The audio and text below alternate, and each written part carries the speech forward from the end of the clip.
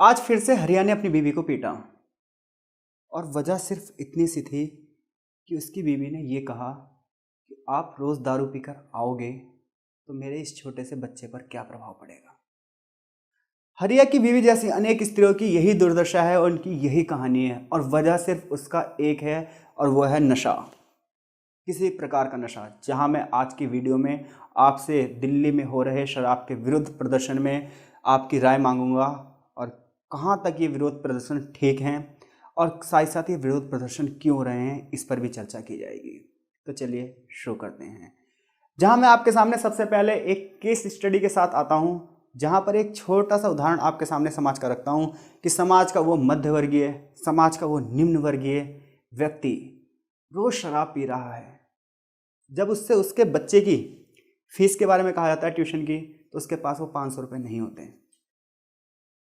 जब उससे ये कहा जाता है कि वो शाम को ऑफिस से आते वक्त या ड्यूटी से आते वक्त या रिक्शा वाला तो रिक्शा चला के आते वक्त अपने घर के लिए फल लेकर आए, तो उसके लिए वो सेब बहुत महंगा लगता है कि 200 रुपये किलो है। जबकि थोड़ी देर बाद ही उसकी गाड़ी, रिक्शा या कुछ भी एक ठेके के सामने रुकता है और वहाँ से एक बोतल लेता है वो, और उसके बाद वो दारू पीकर हल्लड़ काटता है, आके अपने घर में घरेलू हिंसा करता है। वो बच्चा आता चिल्लाता हुआ पापा पापा पापा पापा, और वो उसे एकदम से घुड़क दे देता है। तो ऐसे में जो एक आने वाली पीढ़ी है वो भी खराब हो जाती है। क्या ऐसी समस्याएं समाज में रहनी चाहिए? क्या इसके लिए सरकार कुछ कर सकती है या हम इसके लिए कुछ करें? जब तक सामाजिक चेतना, हमारी अंतर आत्मा की चेतना नहीं जागेगी, तब तक कोई भी सरकार और कोई भी विपक्षी दल या कोई भी सामाजिक संगठन या एनजीओ कुछ नहीं कर सकती। चलिए जानते हैं सरकार की नई आबकारी नीति के बारे में कि आखिर क्यों इसका विरोध हो रहा है।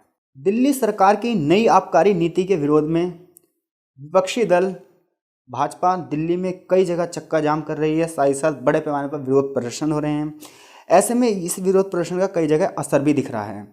आखिर दिल्ली में सरकार की नई आबकारी नीति क्या है, किस वजह से भाजपा इसका विरोध कर रही है? तो दिल्ली सरकार ने वर्ष 2021-22 के लिए एक नई आबकारी नीति को मंजूरी दी है, जो 17 नवंबर 2021 से दिल्ली में लागू हो चुकी है। नई आबकारी नीति में प्रत्येक वार्ड से 3 से 4 शराब की दुकानें खुल रही हैं। जहां पहले 272 वार्ड में 79 वार्ड ऐसे थे जहां एक भी शराब की दुकानें नहीं थी, वहीं 45 वार्ड ऐसे थे जहां 1 से 2 दुकानें ही थी। केवल 8% वार्ड ही ऐसे थे जहां पर 6 से 10 शराब की दुकानें थीं। लेकिन नई नीति के तहत राजधानी को 32 जोन में बांटा गया है। इसके लिए 849 लाइसेंस आवंटित किए गए हैं। इस तरह प्रत्येक जोन में औसतन 26 से 27 शराब की दुकानें खुल रही हैं या फिर आने वाले समय में खुलेंगी। एक जोन में 8 से 9 वार्ड शामिल किए गए हैं। इस तरह हर इलाके में आसानी से शराब की उपलब्धता होगी, जिसके परिणामतः नई नई समस्याएं जन्म लेंगी। इसीलिए अनेक दल इसका विरोध कर रहे हैं। अब तक जो आंकड़े थे वो ये थे कि 60% दुकानें सरकारी और 40% निजी हाथों में थीं। अब इस नई आबकारी नीति के तहत 100% दुकानें निजी हाथों में होंगी। इसके साथ साथ दिल्ली में शराब पीने की जो कानूनी उम्र सीमा 25 वर्ष थी, उसे घटाकर 21 कर दी गई है। अंतर्राष्ट्रीय एयरपोर्ट पर जो संचालित स्वतंत्र दुकानों और होटलों पर अब 24 घंटे शराब की बिक्री होगी। शराब की दुकानों का इवन साइज भी बढ़ा दिया गया है। जहां पहले दुकानें 150 वर्ग फीट की होती थी, अब ये कम से कम 500 वर्ग फीट में दुकानें खुलेंगी। इसके अलावा जो लाइसेंस धारक हैं, ये मोबाइल ऐप या वेबसाइट के माध्यम से ऑर्डर लेकर शराब की होम डिलीवरी भी कर सकेंगे। लेकिन किसी हॉस्टल में, कार्यालय या संस्थान में शराब की होम डिलीवरी करने की इजाज़त अभी नहीं दी गई है।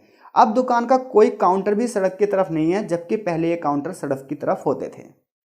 ऐसे में सवाल ये उठता है, जब घर में शिक्षा पहुंचाने की बात हो, घर घर चिकित्सा सुविधाएं पहुंचाने की बात हो, तो ये कहां तक उचित लगता है कि हम हर घर में शराब को पहुंचाएं, जबकि हमें खुद पता है कि शराब जैसी समस्याएं न सिर्फ अपने आप में एक समस्या हैं, बल्कि उसके साथ साथ और सारी समस्याओं की जननी भी है।